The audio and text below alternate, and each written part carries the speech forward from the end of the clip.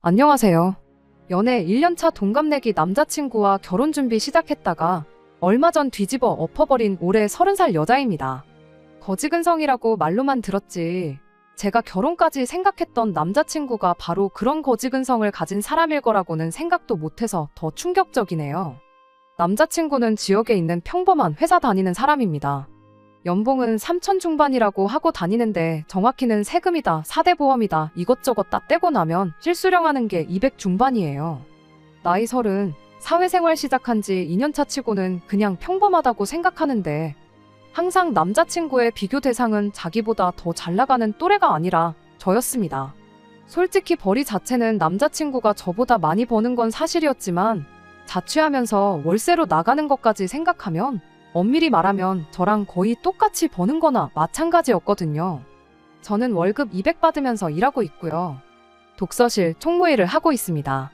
독서실 총무가 무슨 돈을 그렇게 많이 받냐고 하실 분들도 계실 텐데 사실 제가 일하는 독서실이 저희 부모님 건물에 있고 건물 탑층인 자리가 도무지 나가지가 않아서 이래저래 방법을 생각하던 부모님께서 직접 독서실을 차려서 운영을 하고 계세요. 90평 규모고 100석 정도 되는데 대한민국에서 하나 사라지지 않을게 학구열이라는 말에 위치도 주변에 아파트 단지와 학교가 많아 대박나겠다 생각하고 차리게 되었는데 생각보다 벌이가 좋은 편은 아닙니다. 그나마 시험 시즌이 되면 사람이 많이 차기는 하는데 그때도 만석이 되지는 않고 시험 기간 아닌 평소 때에는 20석도 채우기가 힘들어요. 그래도 위치가 좋아서 적자가 난 적은 한 번도 없는데 건물 한 층을 거의 다 쓰는 것 치고는 딱히 재미를 못 보고 있는 거나 마찬가지이죠. 남자친구와 연애하면서 제가 독서실 총무라는 것만 이야기했지 부모님 건물이라고 이야기한 적도 없고 제가 독서실 관리하면서 부모님께 월급으로 얼마를 받는지는 말해준 적 없습니다. 그래서 남자친구는 독서실 총무가 보통 한 달에 100만 원도 겨우 번다는 이야기를 어디서 듣고 와서는 저보다는 자기가 훨씬 더 상황이 낫다고 생각했는지 항상 뭐만 있으면 독서실 총무하는 너는 모르겠지만 사회생활이 그렇게 녹록지 않다는 둥 하면서 잘난 척을 했어요. 남자친구는 남자친구대로 제가 독서실 총무를 한다니까 무슨 공무원 준비라도 준비하는 걸로 알았다고 하네요. 그런데 제가 딱히 공부하고 있는 건 없고 그냥 일하고 있는 거라고 말했더니 왜 그 나이 먹고 사지멀쩡한데 취직 준비해서 회사를 들어가지 않고 아르바이트나 마찬가지인 독서실 총무를 하고 있느냐고 한마디 하더라고요. 목표 없이 사는 건 자기 스스로를 좀먹는 짓이라고 저한테 가르쳐주듯 말한 적도 있습니다. 솔직히 그때 홧김에 건물이 우리 부모님 거고 내가 월급 받는 거랑 부모님이 용돈 쓰라고 주는 것까지 하면 너보다 헐 낫다 한마디 쏘아붙여주고 싶었는데 괜히 사소한 걸로 싸우고 싶지도 않았고 사실 따지고 보면 부모님 덕분에 제가 편하게 지내는 건 사실이니 굳이 반박하고 싶지도 않았습니다. 그리고 연애 초반인데 우리 부모님이 사실은 건물주다. 이런 것도 자랑하고 싶지도 않았고요. 무엇보다 그런 걸로 싸워봤자 저도 똑같은 사람 되고 유치한 거라고 생각했거든요. 그래도 잘난 척 하는 거 외에는 기본적으로 성실하고 저한테도 잘했기 때문에 연애를 계속 이어왔습니다. 그리고 얼마 전 남자친구한테 청혼을 받게 되었어요. 사실 청혼은 너무 갑작스러웠습니다. 둘 다 나이가 30이다 보니 결혼을 생각할 나이기는 했는데 정말 생각도 못한 타이밍에 결혼 이야기를 꺼내왔으니까요. 그래도 그동안 만나오면서 좋은 모습을 보여줬고 의외로 믿음직한 부분도 있어서 저도 그 청혼에 응하게 되었습니다. 당시 저희 부모님도 결혼으로 저한테 부담을 주시기도 했고 남자친구가 있다고 하는데도 선자리를 자꾸 알아봐 주신다고 했었거든요. 그런데 저는 결혼은 연애 결혼을 하고 싶었던 마음도 있어서 남자친구의 청혼이 그렇게 싫지만은 않았어요. 부모님께서 제가 결혼을 하면 어느 정도 지원을 해주실 거라는 확신도 있었습니다. 적어도 반반 결혼은 해야지 않겠냐는 생각에 남자친구한테 결혼을 위해 모아놓은 돈이 있느냐고 물었고 저도 그때쯤 저희 부모님이 뭐 하시는지 말을 해줘야겠다는 생각을 했어요. 그런데 남자친구가 독서실에서 아르바이트나 하고 있는 네가 무슨 돈이 있겠냐며 돈 걱정은 하지 말라는 겁니다. 자기는 이미 오래전부터 집을 가지고 있었다고 저보고 혼수만 조금 해오면 된다고 하더라고요. 데이트하면서 벌이에 비해 씀씀이가 큰 편이라고 생각했는데 다 믿는 구석이 있어서 저랬구나 싶었어요. 저렇게 자신있게 나오는데 제가 부모님 이야기를 꺼내기가 조금 그렇더라고요. 그래서 말할 타이밍을 못 잡고 있었습니다. 그리고 얼마 뒤에 남자친구 부모님을 소개받게 되었어요. 남자친구 부모님은 지하철을 타고 거의 끝까지 가서 거기서도 마을버스를 타고 10분은 넘게 들어가야 있는 주택가에 위치한 2층짜리 단독주택에서 살고 계셨습니다. 2층은 남자친구 부모님이 살고 계시고 1층은 현재 세를 주고 있다고 하더라고요. 소음에 예민한 사람들이니 계단에서부터 조용히 올라오라고 저한테 말을 해주길래 그래서 알게 되었습니다. 남자친구 부모님은 저를 따뜻하게 맞아주셨어요. 저희 부모님에 대해서 물어보시면 그때라도 말을 할까 했는데 따로 물어보시지도 않더라고요. 이야기가 다 끝나갈 때쯤 남자친구 어머니께서 아랫집에 사는 사람들이 올 11월은 돼야 집을 비울 거라고, 그러니 결혼 날짜는 그 이후로 잡는 게 좋겠다고 하셨습니다.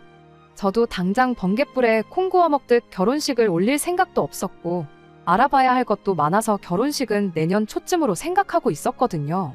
그런데 제 결혼식과 아랫집에 새들어 사는 사람들이 도대체 무슨 상관이 있나 싶었습니다.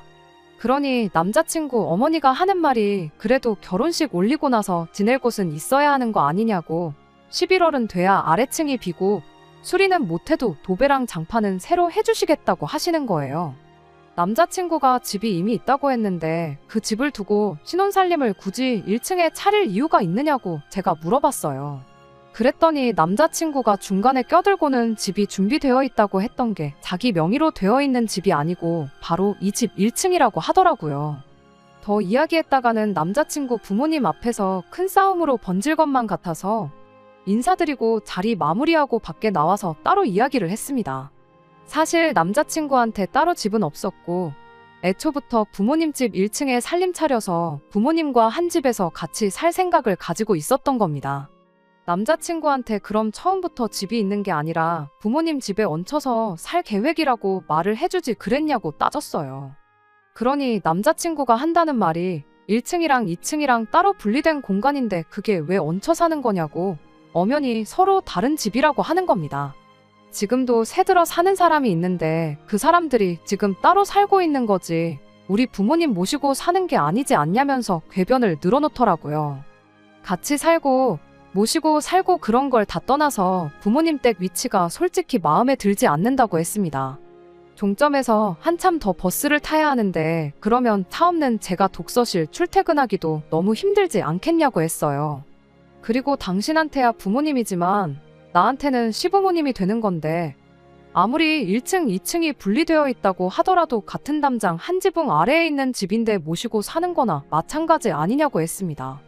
그러니 남자친구는 정색을 하면서 요즘 빚 없이 집을 가지고 시작하는 게 얼마나 유리한 건지는 알고 하는 소리냐고, 요즘 집값이 폭락하고 이자는 폭등하고 있는 것도 모르냐고 하는 겁니다. 그러니 아직도 독서실 총무나 하고 있지 하면서 또 제 앞에서 잘난 척을 하는 거예요. 그것도 직장이라고 출퇴근 걱정을 하냐고, 결혼하면 출퇴근 할 필요 없이 그냥 밥하고 빨래하고 하면 되는 거 아니냐고 하는 겁니다. 은연중에 저보고 시부모 모시고 살면서 집안일 하라는 속마음까지 뱉어버린 거예요. 그때 딱 알았습니다. 이 자식이 지금 달리 저랑 결혼을 하자는 게 다른 게 아니고 자기보다 월 수입 훨씬 적은 여자 찾아서 자기도 모아놓은 돈도 없고 쥐뿔도 없으니 시부모님 집에 얹혀 살면서 부모님 모시고 살며 식모 노릇 할 수 있는 그런 사람을 찾고 있었던 거였어요. 제 배경을 잘 모르니까 그냥 독서실 총무한다는 말만 듣고 저를 딱 식모 정도로 생각했던 거고요. 그래서 혹시나 해서 떠보는 마음으로 그러면 시부모님 집에서 얹혀 살다가 집 살 돈이 모이면 그때 되면 독립할 생각이 있느냐 물어봤어요. 그랬더니 남자친구는 당연히 그럴 생각은 있다고 하면서도 자기가 지금 모아둔 돈이 따로 없고 생활비 하면서 집 살 돈 모을 거 생각하면 앞으로 최소 10년은 얹혀 살아야 하지 않겠냐고 하면서 그렇게 같이 사는 게 억울하면 제가 시내에 아파트 1개 해오라고 하는 겁니다. 이때 이미 결혼이고 뭐고 뒤집어 버리기로 정했습니다. 제가 예상한 대로 모아놓은 돈은 쥐뿔도 없는 것 같고 직장도 수입도 별 볼 일 없어 보이는 제가 남자친구 눈에는 식모로 삼기 딱 좋은 사냥감으로 보였을 거예요. 남자친구한테 처음으로 그때 부모님 건물에 대해 이야기했습니다. 제가 일하는 독서실도 부모님 소유고 제가 독서실 총무 일을 하고 있는 이후부터 아마 조만간 건물 전체를 제가 관리하게 되고 월급도 지금의 몇 배는 더 받게 될 거라는 것들까지요. 그래서 뭐 상가라도 하나 팔아서 집 한 채 해달라고 부탁드려야겠다고 지금 당장 가서 물어보겠다고 말했습니다. 남자친구가 놀라가지고 입도 제대로 못 다물고 있더라고요. 저는 알아보고 연락 준다고 말하고 그 길로 잠수를 타버렸습니다. 연락이 와도 받지를 않고 죄다 무시해버렸어요. 연애하는 동안 집까지 바래다 준 적도 없고 독서실까지 찾아온 적도 없으니 제가 어디에 있는지도 모르고 엄청 애가 탔을 거예요. 잠수 타고 2주쯤 지났나? 독서실 문이 열리고 누가 들어왔는데 그게 남자친구였습니다. 드디어 찾았다고 하면서 왜 이렇게 연락이 안 됐냐고 한참 찾았다고 제 눈치를 보면서 말을 걸더라고요. 평소였으면 전화 안 받았다고 성질머리는 있는 대로 부렸을 건데 말이죠. 회사에 있을 시간인데 여기서 뭐 하냐고 물었더니 제가 걱정이 돼서 회사 휴가까지 내고 지역 내에 있는 모든 독서실을 하나씩 찾아보고 다니던 와중이라고 말하더라고요. 이 나이 먹고 독서실 총무나 하고 있는 내가 뭐가 소중해서 그 소중한 휴가까지 써서 찾으러 다녔냐고 말하니 우리 결혼해야 하지 않겠냐고 쩔쩔 매기 시작했습니다.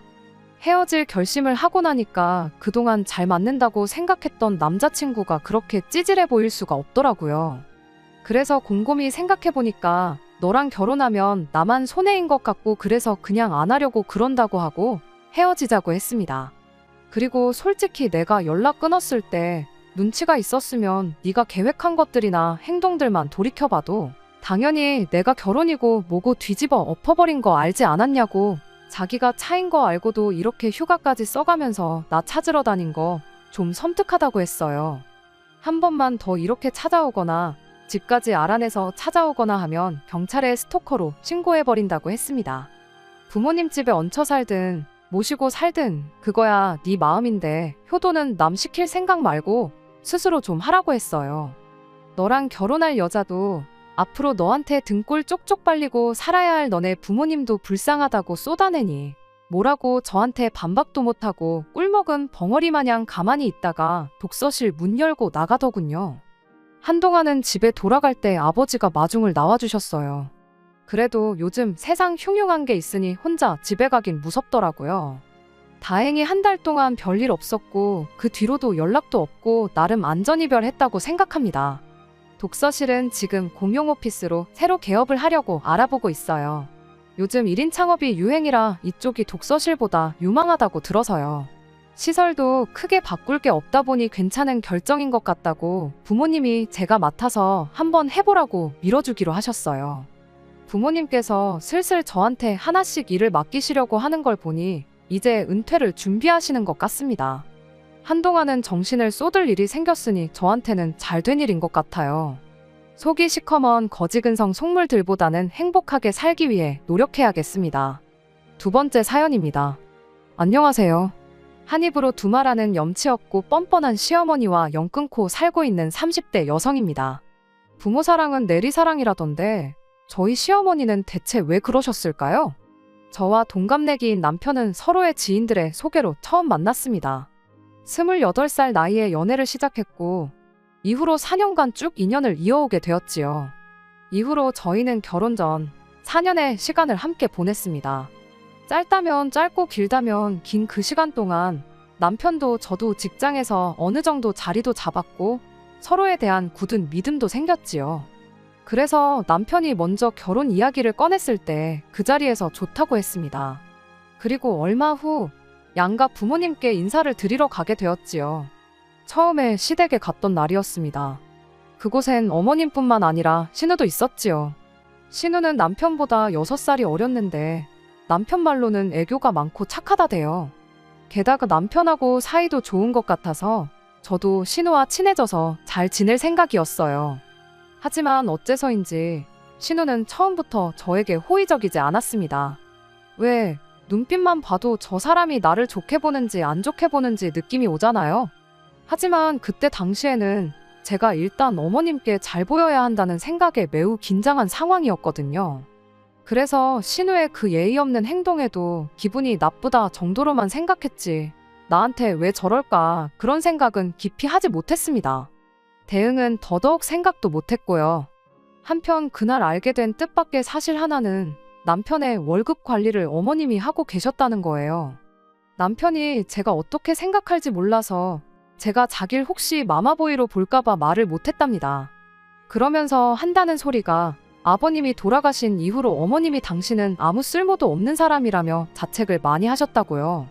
그러다 한 번은 남편더러 당신이 월급 관리를 해주고 싶다 하시더래요. 남편은 솔직히 어머님께 맡기고 싶은 생각은 없었지만 어머님이 모처럼 의욕을 보이셨던 일이라 자기가 차마 거절하지 못했다며 그러면서 남편이 저에게 단호하게 말하대요. 결혼한 이후에는 자기 월급 관리는 무조건 저에게 맡길 거라며 그러니 이 일로 이상한 생각이나 오해는 하지 말아달랍니다. 어머님이 얼마나 모아두셨는지 아냐고 남편에게 물어보니 어머님 말씀에 의하면 1억 정도 될 거랍니다. 저는 제가 모은 돈은 8천 정도 있었고 친정에서 6천을 보태주시겠다는 상황이었고요. 하나뿐인 딸이 고생하면서 시작하는 거 보고 싶지 않다고 하셨거든요. 그래서 저희는 대출까지 받는다는 전제하에 3억으로 예산을 잡고 집을 알아보기 시작했습니다. 이후로 주말이고 평일이고 구분 없이 매일매일 발품 팔고 송품 팔기를 한 달, 다행히 저희 마음에 드는 아파트를 발견했어요. 보고 간 사람이 여럿이란 말에 마음이 급해졌고 당장이라도 계약금을 걸어야겠다 싶었지요. 그런데 그때 남편이 어머님하고 일단 상의를 먼저 해야 하지 않겠냐대요. 덧붙이기를 꼭 어머님 말씀을 따르자는 건 아니지만 그래도 상의하는 척이라도 해야 제가 어머님께 점수 좀 따지 않겠냐는데 그 말이 듣기에 좀 거북하기도 했고 마음은 마음대로 바빠서 내키지가 않았어요. 하지만 하도 남편이 저를 위해 그런다는 식으로 말을 해서 결국 남편 말대로 하게 되었습니다. 대신 저는 주말에 이미 약속이 있었기에 남편 혼자 어머님을 만나 뵙고 오기로 했지요. 하지만 남편이 어머님을 만나고 온 그날 밤, 전 정말 충격적인 이야기를 듣게 되었습니다. 저도 남편에게 전해들은지라 정확히 어머님과 남편 사이에 무슨 대화가 오갔는지는 몰라요. 하지만 분명한 건 1억이란 돈은 없다는 사실이었지요. 그럼 얼마나 있는 거냐니까 4천 정도 있는 것 같대요. 나머지는 다 어디에 쓰셨대냐고 물으니 자기도 똑같이 여쭤봤는데 하신다는 말씀이 다 먹고 사는데 썼다고 그러시더랍니다. 당시 남편이 말하길 아버님이 돌아가신 이후로 어머님은 연금을 받고 계셨고 계단 청소를 다니시며 한 달에 100만 원 남짓한 수입도 있다고 했거든요. 그리고 남편이 따로 한 달에 30만 원씩 용돈도 드리고 있었고요. 그런데 그걸론 부족하셨던 건지 아들이 10년 가까이 직장 생활을 하며 모은 돈을 반도 넘게 쓰셨다는 게 솔직히 저로선 도무지 납득이 되질 않더라고요. 그리고 한편으론 남편이 정말 몰랐을까 그런 의심마저 들었어요.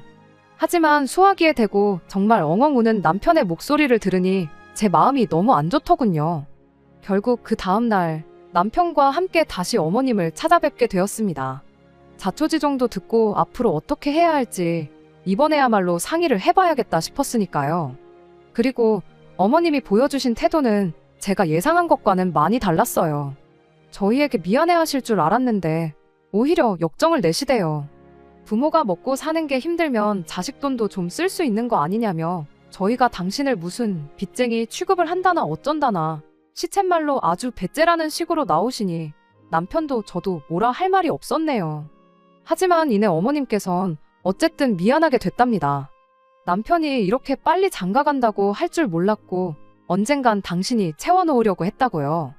그러면서 기왕 이렇게 된 거 저희 집을 시댁 근처에 구하래요. 그러면 제가 직장 생활하는 동안 애는 당신이 책임지고 돌봐주시겠다고요. 하나고 둘이고 상관없답니다. 그러면서 요새 애 봐주는 사람들도 한 달에 몇백씩 줘야 한다는데 당신한테 맡기면 저희도 돈을 아낄 수 있으니 좋지 않냐고. 사실 그 무렵 제가 아는 언니 애가 어린이집을 다니다가 큰 사고를 당했거든요. 그래서 저도 당장은 아니더라도 아이를 낳게 되면 어떻게 해야 하나 고민이 많았네요. 그런데 마침 어머님께서 먼저 아이를 봐주겠다 하시니 그 제안이 솔깃하긴 하대요. 남편도 제 눈치를 살피는 것 같고 그래서 일단 생각해보겠다 했습니다. 처음 며칠 동안은 친정 부모님께 말도 못하고 고민을 많이 했어요. 파혼도 생각을 안 한 건 아닌데 남편하고 사이는 좋았고 청첩장까지 나온 마당이었으니 차마 용기가 나지 않았지요. 그리고 파혼한다고 사라진 돈이 다시 생기는 것도 아닌데 이제 와서 파혼을 하는 게 의미가 있나 싶기도 하대요. 정말이지 별의별 생각이 다 들었고 머릿속에서 별의별 시나리오를 다 써봤답니다. 그러다 결국 어쩔 수 없이 친정부모님께 다 털어놓았어요. 두 분 다 화가 많이 나셨지만 그래도 친정어머니께서는 아이를 봐주겠다는 약속이 마음에 걸리시는 눈치시대요. 그도 그러게 저희 친정어머니는 일을 하고 계셨기 때문에 제가 애를 낳아도 도와주실 상황이 못 되셨거든요. 그래서 결국 결혼은 그대로 진행하기로 했네요. 구구절절 적지를 못해서 그렇지 정말 깊은 고민 끝에 내린 결정이었어요. 그렇게 우여곡절 끝에 부부의 연을 맺었습니다. 신혼여행은 둘 다 회사 일 때문에 휴가를 오래 낼 수가 없어서 가까운 제주도로 다녀왔어요. 여행의 마지막 날, 다음 날 바로 출근을 해야 하는 상황이라 집으로 가고 싶었지만 신우가 전화해서 한다는 말이 그래도 시댁에 인사는 하고 가야 하지 않냐입니다. 어린 신우가 그러니 너무 짜증나더라고요. 그나마 시댁이랑 저희 신혼집이랑 가까운 거리였으니 좋은 게 좋은 거다 생각하고 시댁에 들렸네요. 시댁에 도착하니 신우랑 어머님이 저희를 기다리고 있었습니다. 하지만 이내 저와 남편의 빈손을 보고는 진짜 너무하는 거 아니냐고 또 무례하게 굴더라고요. 신혼여행에서 아무것도 안 사오는 사람이 어디 있냐고요. 순간 어머님께서 이 사람 돈을 그렇게 다 쓰지 않으셨으면 저도 뭐라도 사왔을 거라고 쏘아붙이고 싶었지만 차마 그럴 순 없어서 시간이 없었다고 둘러댔어요. 그리고 이내 신우가 어머님도 남편도 다 있는 자리에서 또 한 번 선을 넘더군요. 아직 30도 안 된 신우가 애인도 없는 신우가 저더러 한다는 말이 자기가 웬만한 남자는 다 만나봤대요. 그런데 아무리 눈을 씻고 찾아봐도 자기 오빠만한 그러니까 제 남편만한 남자는 없다는 겁니다. 그리고 자기 어머니, 그러니까 저희 시어머니요. 아버님 돌아가시고 힘들게 버티신 불쌍한 분이라고 잘해드리래요. 아니 100번 양보해서 손이 시누이가 그런 소리를 해도 어이가 없을 판국에 한참 어린 신우가 저한테 잔소리를 하니 저도 더는 못 참겠더군요. 그래서 제 할도리는 제가 알아서 한다고 아가씨나 잘하라고 쏘아붙였습니다. 아가씨 지금 이러는 거 굉장히 무례하고 어머님 얼굴에 먹칠하는 거라고 덧붙였고요. 그러자 신우가 얼굴이 벌개져서는 아무 말도 못하고 저를 노려봤고 어머님도 마찬가지셨어요. 아무리 신우가 저보다 아랫사람이어도 어머니 믿는 자리에서 신우한테 그렇게 말하는 며느리가 어딨냐입니다. 그래서 저도 어머님 떨어 그러면 신우가 먼저 함부로 말할 때 따끔하게 혼을 내주셨어야 하는 거 아니냐고 받아쳤어요. 그러자 남편이 나서서는 이건 신우가 잘못한 거라면서 어머님더러 신우 너무 감싸고 돌지 말라며 상황을 정리하대요. 결국 한 30분도 못 있고 신혼집으로 돌아왔습니다. 짧은 시간이었지만 피곤이 2배, 3배로 늘어난 느낌이었지요. 남편은 신우가 아직 생각이 어려서 그렇다며 저더러 좀 이해를 해달라는데 제가 그런 식으로 벌써부터 신우 감싸고 돌 거면 이 결혼 무른다고 했네요. 그랬더니 남편이 금세 미안하답니다. 그리고 그런 남편에게 제가 어정쩡하게 중간에서 잘하려고 하지 말라고 다시 한번 선을 그었네요. 저희 부부는 4년이란 시간을 만났고 아이도 둘은 낳고 싶었기 때문에 따로 신혼은 갖지 않기로 했어요. 게다가 어머님이 당신이 하나건 둘이건 봐주신다 하셨으니 직장에 대한 제 걱정도 사라졌고 그래서 하루빨리 아기 천사가 찾아와 주기만을 기다렸지요. 하지만 어머님께서는 언젠가부터 걸핏하면 허리가 아프다, 손목이 아프다, 여기저기 안 아픈 곳이 없으셨어요. 어머님이 계단 청소를 하고 계시기도 했으니 자식으로서 그런 소리를 듣고 걱정을 안 할 수가 없잖아요. 하지만 신우는 생전 어머님 모시고 병원 한번 가볼 생각을 안 하길래 저희가 모시고 정형외과부터 다녀왔습니다. 그런데 의사 선생님 말씀이 원인을 못 찾겠다고 하시대요. 엑스레이를 찍어봐도 그렇고 뭐 별다른 이상이 없다고요. 그리고 한의원에서도 진맥을 해봐도 딱히 큰 문제는 못 찾겠다 하고 그러니 남편이나 저나 자식 입장에서 속이 터지더라고요. 그렇게 2달 정도 지났을 때였습니다. 어머님 댁에 드릴 게 있어서 잠깐 들렸는데 현관은 열려있고 설마 무슨 일이라도 있나 싶어서 집 안으로 들어가니 다행히 화장실에서 물소리가 나더라고요. 어머님께 제가 들어왔다고 인기척을 하니 어머님께서 허겁지겁 몸에서 물기도 안 닦고 나오시더라고요. 그리고는 저를 막 밀어내시는데 순간 생각지도 못한 물건을 보게 되었습니다. 그건 바로 골프채였지요. 골프채 한두 개가 아니라 세트에 집안에서 연습할 수 있는 인조잔디 매트까지 거실에 나와 있더라니까요. 순간 배신감이 들더라고요. 저를 밀어내는 어머님을 향해 버티고 서서는 저게 다 뭐냐고 물었습니다. 여기저기 안 아픈 데가 없으신 양반이 이게 다 뭐냐고요. 그랬더니 누가 줬다는 거예요. 어이가 없어서 그래도 뭐 제가 형사도 아니고 어머님을 취조를 할 수는 없잖아요. 하지만 그제서야 머릿속에서 퍼즐이 맞춰지더군요. 왜 어머님이 종종 골프 브랜드 옷을 입고 계셨던 건지, 시댁에만 오면 골프 채널을 보고 계셨던 건지. 솔직히 어머님이 골프를 치시건 축구를 하시건 그거야 제가 뭐라고 할 일이 아니지요. 오히려 건강하시다는 뜻이니 감사해야 할 일이고요. 그런데 자꾸 그 6천만 원, 그 피 같은 아까운 남편 돈으로 골프를 치고 다니신 건가 그런 생각이 드니까 속에서 열불이 나더라고요. 저희는 그 돈이 없어서 대출도 생각보다 더 받았고 그래서 다달이 나가는 이자도 많은데 그래도 어머님한테 골프를 치지 말라고 할 수도 없잖아요. 저희한테 돈 달라고 하시는 것도 아니고 그래서 남편한테 일단 상황만 일러두고 알고나 있으라고 했어요. 남편이 저더러 저 볼낯이 없다고 미안하답니다. 그렇게 또 시간이 흘러 저는 결혼한 지 6개월 만에 아이를 가졌습니다. 당연히 양가 어른들 모두 좋아하셨어요. 그런데 어머님께서는 축하한다 소리는 하시면서도 애를 봐주는 일에 대해선 이런 방구도 없으셨지요. 솔직히 불안한 생각이 들긴 했지만 그래도 당신이 먼저 하신 말씀이 있었으니 결국엔 약속을 지켜주시리라 믿었습니다. 그러다 출산일이 다가오면서 제가 회사에 출산 휴가를 냈는데 문제는 그때부터였어요. 어머님도 여기저기 쑤시고 아파서 맥을 못 추시겠다며 무조건 입원을 하시겠다고 고집을 피우셨거든요. 그런데 병원이 뭐 입원시켜달라고 무조건 해주는 게 아니잖아요. 결국엔 입원은 못 하시고 그저 저희 볼 때마다 앓는 소리 죽는 소리만 해대셨습니다. 어머님의 꾀병이 심각해진 무렵 전 예정대로 건강한 아이를 낳았습니다. 그리고 출산휴가도 끝을 향해 달려가고 있었지요. 육아휴직을 쓸 수도 있었지만 그랬다간 제가 복귀를 했을 때 제 자리가 남아있을지 솔직히 확신이 들지 않았어요. 그래서 남편과 상의 끝에 어차피 어머님이 봐주신다 했으니까 회사에 복귀하는 쪽으로 결론을 내렸네요. 그런데 그 소식을 들으신 어머님께서 노발대발 난리가 나셨습니다. 회사에서 멀쩡히 휴가를 주는데 왜 안 쓰냐면서 기어이 늙은 시애미를 고생을 시켜야 직성이 풀리겠냐고요. 황당해서 어머님이 먼저 애를 봐주겠다 하시지 않았냐. 그래서 집도 시댁 근처에 구하라 하셔놓곤 이제 와서 왜 딴소리를 하시냐고 저도 받아쳤습니다. 그랬더니 어머님께서 사람이 어떻게 약속을 다 지키고 사냐대요. 약속은 원래 깨라고 있는 거라나요. 초등학생들이나 할 법한 소리를 하시는 어머님을 보고는 더 이상 대화를 할 가치가 안 느껴지대요. 그래서 알겠다고 안 맡긴다고 대신 저희 애 볼 생각은 꿈도 꾸지 마시라 소리를 질러버렸네요. 하지만 어째서인지 제 눈에선 눈물이 쏟아졌습니다. 분하고 서운하고 여러 가지 감정이 들었거든요. 제 자신이 바보 같기도 했고 돈 생각도 나고 그냥 복잡했어요. 그런 저를 본 남편도 생각이 많아진 듯 했습니다. 그러더니 어머님더러 그러면 그냥 6천만 원 달라고 하더라고요.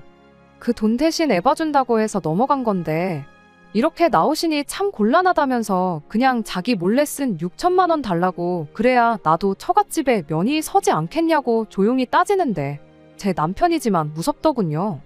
그러자 어머님께선 당신을 갖다 팔랍니다. 먹고 죽을래도 6천만 원 없다고요. 그러자 남편이 알겠다면서 그러면 그냥 앞으로는 안 보고 살자고 그러대요. 자기 어머니지만 이렇게 이기적이고 뻔뻔한 양반인지 몰랐다면서 자식으로서 너무 실망스럽다고 서로 더는 보지 말고 살자는 말을 어찌나 담담하게 하던지 남편을 말려야 하는 거 아닌가 그런 생각까지 들었지요. 집으로 돌아오는 길에 남편이 저한테 정말 미안하답니다. 그러면서 일단은 육아휴직을 쓰자고 그러대요. 복귀를 못해도 이직은 할 수 있지 않겠냐면서 그냥 자기가 다 미안하답니다. 그런 남편한테 차마 뭘 따져 물을 수가 없었어요. 그리고 이후로 시댁과 연락을 하지 않고 지내고 있어요. 신우가 일방적으로 어머님과 자기 소식을 문자로 알려오긴 하는데 잘 읽어보면 돈 달라는 소리여서 적어도 저는 대꾸도 안 하고 있네요. 남편도 저한테 용돈을 받아 생활하는 입장이라 딱히 어쩌지는 못하고 있을 거예요. 그리고 다행히 친정어머니께서 하시던 일을 정리하시고 육아를 도와주고 계십니다. 이제 한참 쉬면서 놀러 다니실 때인데 무슨 아이까지 봐주시냐고 사람 구해 쓰면 되는 거니 그러실 필요 없다고 했는데 어머니께서 이쁜 손주 보는데 오히려 당신이 우리한테 돈을 주셔야 할 판이라며 걱정 말라고 하시더라고요. 어차피 사람을 써도 월급이 나갔어야 했던 거니 남편이 먼저 친정어머니께 그럼 매달 한 200만 원씩은 드리자고 해서 그렇게 하고 있어요. 어디 볼 일이 있거나 약속이 있으시면 그럴 때마다 일당으로 아이 봐주시는 분들 구해서 친정어머니 시간도 따로 챙겨드리고 있고요. 아이는 어린이집 보낼 나이가 되면 어린이집에 보내기로 했어요. 걱정이 되긴 하지만 남들도 다 보내고 있고 언제까지 친정어머니 도움만 받을 수는 없으니까요. 시어머니가 욕심을 조금만 덜 내셨더라면 약속만 지켜주셨다면 아마 똑같이 누리셨을 텐데 당장 골프장 몇 번 다니시려다가 그렇게 자식과 연까지 끊게 된 시어머니 언젠간 크게 후회할 날이 찾아오면 좋겠습니다. 끝까지 들어주셔서 감사합니다. 오늘의 사연은 여기까지입니다. 구독과 좋아요, 알람 설정 부탁드리고 더 좋은 사연으로 다시 찾아뵙겠습니다. 감사합니다.